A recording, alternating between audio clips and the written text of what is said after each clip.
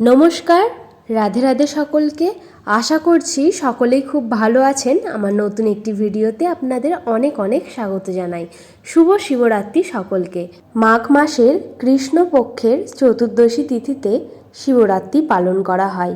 এই বছর 2025 সালে 26শে ফেব্রুয়ারি ছিল শিবরাত্রি। তো এই ভিডিওর মাধ্যমে কিভাবে শিবরাত্রির দিন আমি মহাদেবের বিশেষ পূজা আরাধনা করলাম সেটাই এই ভিডিওর মাধ্যমে আপনাদের জানাতে চলেছি। তো ভিডিওটা ভালো লাগলে চ্যানেলটিকে সাবস্ক্রাইব করতে ভুলবেন না। আমি শিবরাত্রির ব্রত করেছি, তো সেই কারণে আমি সবার শেষেই জল ঢালছি। মা দুপুরবেলা জল ঢেলেছে আর বাবাই একটু আগে ঢাললো আর এখন আমি ঢালছি। তো সেই কারণে দেখতে পাচ্ছেন আগে থেকেই মহাদেবের কাছে সমস্ত রকম কিছু দেওয়াই রয়েছে। আমিও শুরু করলাম মহাদেবের পছন্দের সমস্ত কিছু জিনিস। প্রথমেই আমি ঘি এবং মধু মাখিয়ে মহাদেবের মাথায় ওম নমঃ শিবায় 3 বার বলে দুধ ঢেলে দিলাম। তারপরে মহাদেবের সবথেকে পছন্দের জিনিস বেল পাতা, সেটাও মহাদেবের মাথায় রাখলাম এবং কিছু সাদা পুষ্পও দিলাম। তারপর দিলাম গোড়ে মালা, এখন দিচ্ছি চন্দনের ফোঁটা। আর এই 3 আঙ্গুলের মাধ্যমে, মানে তর্জনী, মধ্যমা আর অনামিকা, এই 3 আঙ্গুলের মাধ্যমে মহাদেবকে চন্দন লাগাতে হয়। সেইভাবেই আমি চন্দন লাগিয়ে দিলাম।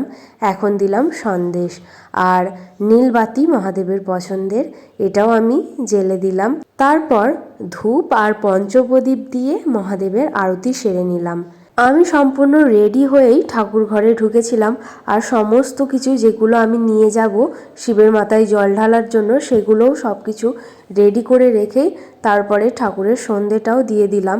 এখন আরতি করে নিচ্ছি আর এরপর আমি ঠাকুরকে খেতে দিয়ে দেব এবং বেরিয়ে যাব যেখানে আমি জল ঢালবো শিবের মাথায়, সেই মন্দিরে।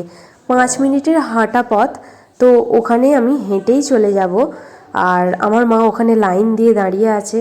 গিয়ে আমি যখন পৌঁছাই তখন বাজে 6:30 মতো। আর এখানে দেখতে পাচ্ছেন কতটা পরিমাণে ভিড়। আর আমার মা এখানে দেখতে পাচ্ছেন সবুজ শাড়ি পরে দাঁড়িয়ে আছে। প্রচুর ভিড়। তো অনেকটা সময় পর 8:30 মতো বাজে আমি মন্দিরের ভিতর ঢোকার সুযোগ পেলাম। আর তারপরেই প্রথম মহাদেবকে ঘি মধু দিয়ে অভিষেক করালাম। আর তারপর সিদ্ধি, দুধ, ঘি, ডাবের জল এইসব মেশানো জলটা মহাদেবের মাথায় আমি ঢেলে নিলাম। আর পাশেই নন্দী বাবা ছিল, নন্দী বাবার মাথায়ও আমি এই একই জল ঢেলে নিলাম। তারপর খুব তাড়াহুড়ো করে এই ঘটিটা বসিয়ে দিলাম, কারণ এখানটা থেকেই আমি চরণামৃতটা নিয়ে নিচ্ছি। এরপর মহাদেবকে একটা মালা পরিয়ে দিলাম আকন্দের, আর তারপর গোড়ে মালা পরিয়ে দিলাম। এখন দিয়ে দিচ্ছি ওই কাঁটাটা, মানে ধুতুরা গাছের কাঁটা ফলটা। আর এখন সাদা পৈতেটা পরিয়ে দিলাম। এরপর 3 আঙুলে করে চন্দন নিয়ে মহাদেবের কপালে তিলক এঁকে দিলাম। তারপর দিয়ে দিলাম 5 রকমের ফল, সন্দেশ, এইসব। এই মন্দিরে কিভাবে পূজা হচ্ছিল সেটা বলি। তো এই মন্দিরে লাইন দিয়ে ভক্তরা প্রথম মহাদেবের মাথায় জল ঢেলে নিচ্ছে এবং যাবতীয় সামগ্রী সব কিছু মহাদেবকে অর্পণ করে তারপর পুষ্পাঞ্জলি দিয়ে নিচ্ছে। তো পাশেই বসে ব্রাহ্মণ পুষ্পাঞ্জলিটাও করাতে থাকছে। যাদের যাদের জল ঢালা হয়ে যাচ্ছে তারা পুষ্পাঞ্জলি দিতে শুরু করে দিচ্ছে।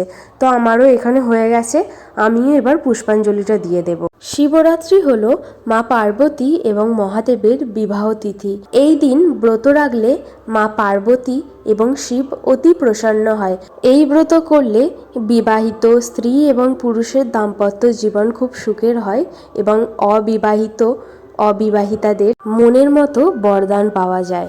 বাবা আমাদের ভোলানাথ অল্পতেই প্রসন্ন। একটু প্রেম এবং ভক্তি দিয়ে যদি তার পূজা আরাধনা করা যায় তাহলেই তিনি প্রসন্ন হয়ে যায় এবং ভক্তের মনোকামনা পূর্ণ করেন। তো আমার এখানে পুষ্পাঞ্জলি দেওয়াও হয়ে গেছে।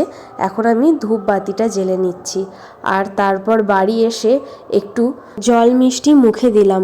তো সারাদিন সেইভাবে খেয়ে থাকিনি, কষ্ট হয়নি, কিন্তু একটু জল খাওয়ার জন্য মনটা খুব ছটপট করছিল।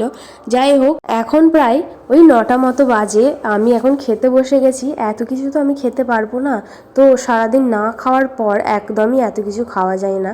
অল্প কয়েকটাই জিনিস খাচ্ছিলাম, আর মা বলছিল খাওয়ার সময়তেও ভিডিও, সেই জন্যই হাসছিলাম।